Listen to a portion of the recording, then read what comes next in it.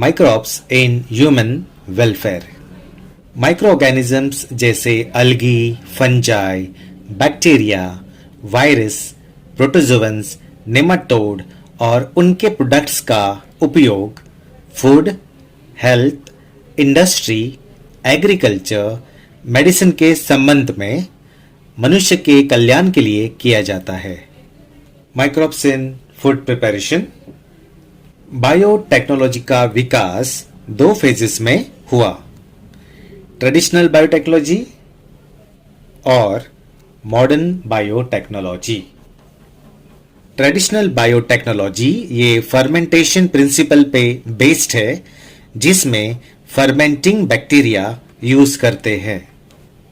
डोसा, ढोकला और इडली ये fermented product है जो बनाए जाते हैं due to activity of bacteria, airborne bacteria, Leuconostoc और ट्रेप्टोकोकस से राइस और ब्लैक ग्राम को फर्मेंट किया जाता है और फर्मेंटेशन की वजह से जो कार्बन डाइऑक्साइड प्रोड्यूस होता है उससे आटा, डॉग फूल जाता है।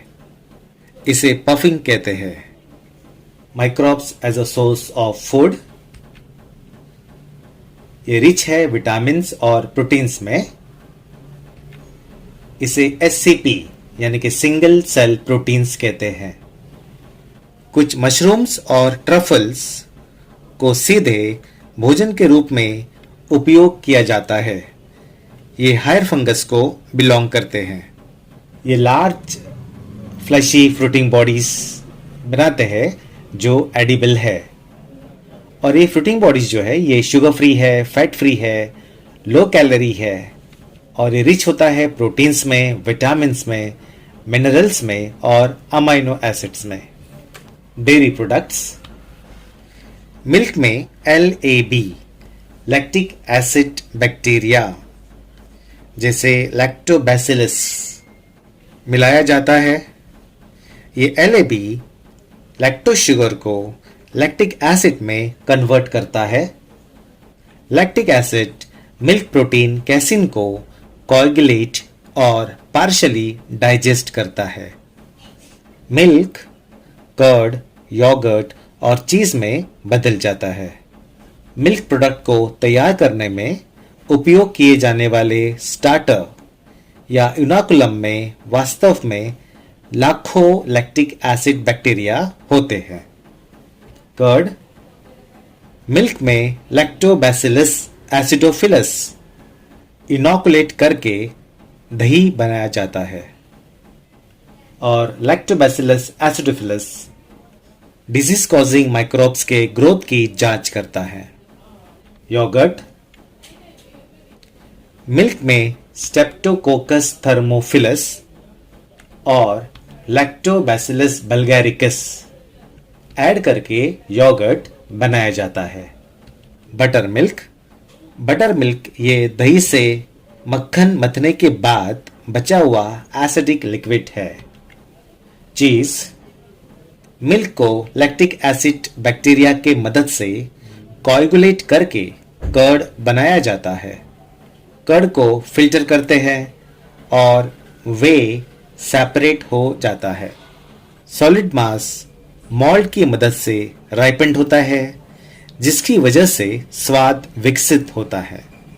चीज के डिफरेंट वैरायटीज को उनकी विशिष्ट बनावट और स्वाद से जाना जाता है, जो डिफरेंट स्पेसिफिक माइक्रोब्स द्वारा विकसित होते हैं।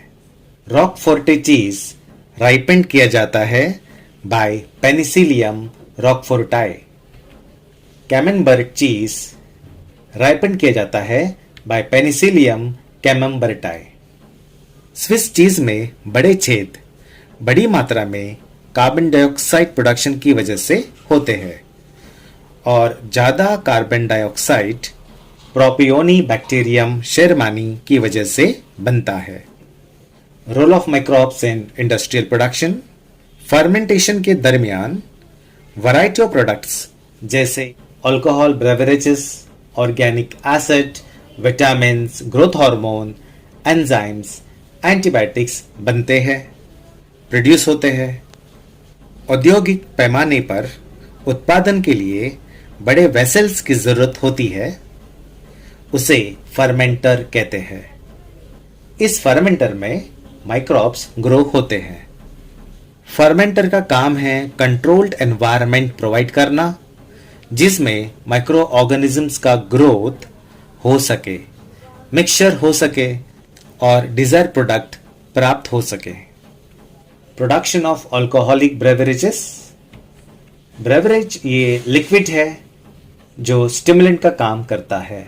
एग्जाम्पल है tea, coffee, beer, wine. Yeast use होता है in the production of wine, beer, whisky, brandy और रम। ईस्ट का साइंटिफिक नाम है सैकरोमाइसिस सेरेविसिया और कॉमनली इसे ब्रीवर्स ईस्ट भी कहते हैं। इथेनॉल का उत्पादन करने के लिए माल्टेड ग्रेन और फ्रूट जूस को ईस्ट के उपयोग से फर्मेंट किया जाता है।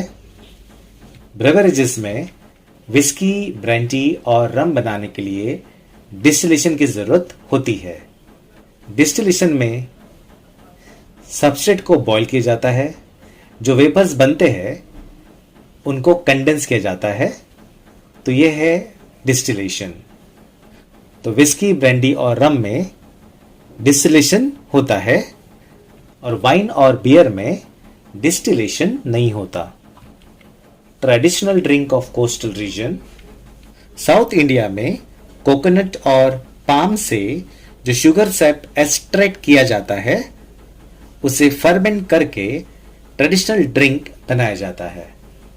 और गोवा में कैश्यू फ्रूट के फ्लैशी पेडिसल्स को फर्मेंट करके फेनी किया जाता है और यह है tubular tower fermenter. It is used for large scale production of alcohol.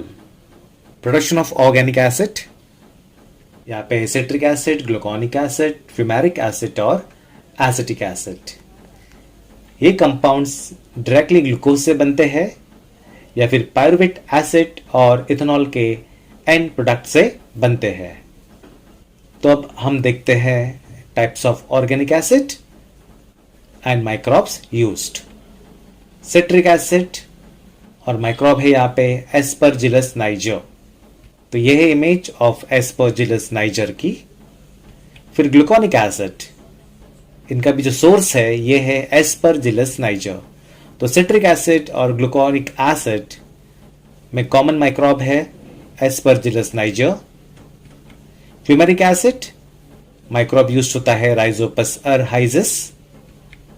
Acetic acid जिसे हम विनेगर कहते हैं, माइक्रोब है Acetobacter aceti. Citric acid confectionery में यूज होता है।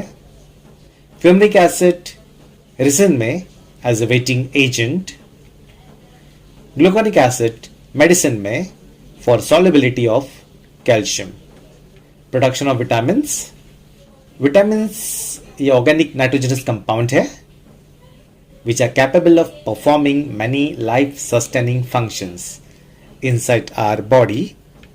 ये कंपाउंड्स हमारे बॉडी में सिंथेसाइज नहीं होते एक्सेप्ट विटामिन डी, इसलिए इन्हें आहार में कम मात्रा में देना पड़ता है।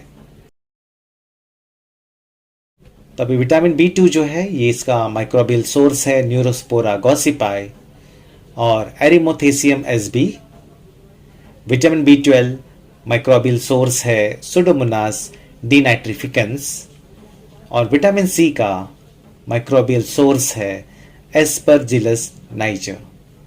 प्रोडक्शन ऑफ एंटीबायोटिक्स, ये इंपॉर्टेंट ग्रुप ऑफ कंपाउंड्स है जो सिंथेसाइज किए जाते हैं बाय इंडस्ट्रियल माइक्रो ऑर्गेनिजम्स। इनका थेरेपेटिक इंपॉर्टेंस है, ये तनाव मुक्त करता है और ये यूज होते हैं इन medical treatment.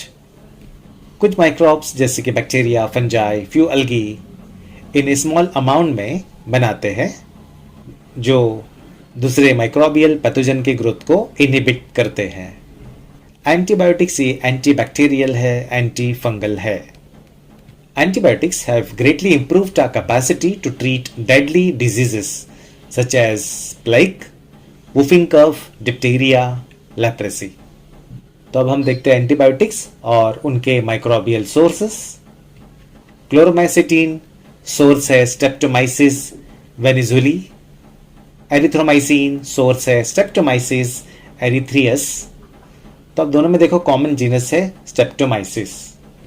Penicillin microbial source है पेनिसिलियम क्लाइसोजेनम। स्ट्रेप्टोमाइसिन सोर्स है Streptomyces griseus. Griseofulvin microbial source है पेनिसिलियम ग्रीसियोफुल्वम। बेसिट्रेसिन सोर्स है Bacillus licheniformis. Oxytetracycline that is Terramycin microbial source है स्ट्रेप्टोमाइसिस ऑरिफेसियंस। सो यहां पे क्लोरोमाइसिटीन, एरिथ्रोमाइसिन, स्ट्रेप्टोमाइसिन और oxytetracycline, इनका genus जो है माइक्रोबियल सोर्स का ये कॉमन है, that is Streptomyces. Production of enzymes. Enzymes proteins है जो बायोकैटालिस्ट का काम करते हैं, यानी ये रिएक्शंस को, बायोकेमिकल रिएक्शंस को एक्सेलरेट करते हैं, स्पीड अप करते हैं। तो बॉडी टेम्परेचर में ये इफिशिएंटली बायोकेमिकल रिएक्शंस को एक्सेलरेट करते हैं, फास्टन करते हैं। तो यहाँ पे एग्जाम्पल्स है amylase, cellulase, protease, lipase, pectinase और स्ट्रेप्टोकाइनेज। सेवरल इंडस्ट्रियल सेक्टर्स में जो माइक्रो ऑर्गेनिजम्स एंजाइम्स बनाते हैं, प्रोड्यूस करते हैं, वो यूज किया जाता है। तो टेक्सटाइल इंडस्ट्रीज में एंजाइम्स यूज करते हैं to improve the quality of the fabrics. Pulp और पेपर इंडस्ट्री में बायोमैकेनिकल पल्पिंग और ब्लीचिंग के लिए एंजाइम्स यूज किया जाता है। फूड इंडस्ट्री में फर्मेंटेशन प्रोसेस भी यूज किया जाता है for production of bread and drinks. Then they are used in extraction of substances जैसे कि carotenoids and olive oil. Lipases detergent industry में यूज किए जाते हैं बिकॉज इनमें सुपीरियर क्लीनिंग प्रॉपर्टी होती है। ये ब्राइटनेस को इंक्रीज करता है और ऑयल स्टेन को रिमूव करता है। फिर एंजाइम्स यूज होते हैं कॉस्मेटिक्स में, एनिमल फीड में और एग्रीकल्चरल इंडस्ट्रीज में। तो यहां पे देखते हैं नेम्स ऑफ एंजाइम्स और माइक्रोबियल सोर्स। आईपीएल, आई यानी कि इन्वर्टेस, माइक्रोबियल सोर्स है सैक्रोमाइसिस सेरेविसिया। फिर पैक्टिनेस माइक्रोबियल सोर्स है Sclerotinia libertiana, Aspergillus niger. Lipase microbial source है कैंडिडा लाइपोलाइटिका और सेलुलेस का सोर्स है ट्राइकोडर्मा कॉनिची। जिबरलिन प्रोडक्शन, ये ग्रोथ हार्मोन है जो हायर प्लांट्स में बनता है, फंजाई में बनता है, और इसका जो मेन फंक्शन है जिबरलिन्स का, यह है स्टेम इलोंगेशन। जिबरलिन पहली बार आइसोलेट हुआ था बाय 2 जापानीज साइंटिस्ट, याबुटा और सुमिकी। तो ये जो इमेज है ये है जिब्रेला फुजीकुरी का। अब तक 15 different types of gibberellins isolate किए गए हैं। इनका यूज पार्थेनोकार्पी में होता है इन एप्पल एंड पेर। फिर ये सीड डॉर्मेंसी को ब्रेक करते हैं और लॉन्ग डे प्लांट्स में फ्लावरिंग इंड्यूस करते हैं। ये ग्रेप्स फ्रूट का साइज भी बढ़ाता है।